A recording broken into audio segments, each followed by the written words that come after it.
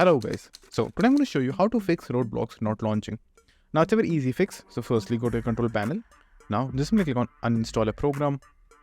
Over here just simply search for Roblox, which should be right over here, the silver one. Then click on uninstall. Now it is going to take some time, so be patient and wait for it to complete.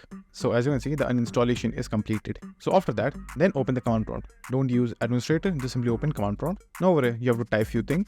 So firstly just simply type cd space, then app data with a capital A, then backslash, then local with a capital L, then hit enter.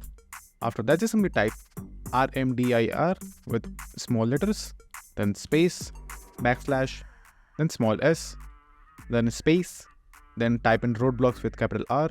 After that hit enter. Then just simply choose Y, then hit enter. After that just simply write exit. Now after that just simply open your Microsoft Store. Now in Microsoft Store search for Roblox, then you should find it right over here. Click on it and install it, and from now use this particular launcher as the default Roblox launcher. So once it is completed the downloading process, your issue should be fixed. So that's it, and thank you for watching, and do like, subscribe to our channel, and take care.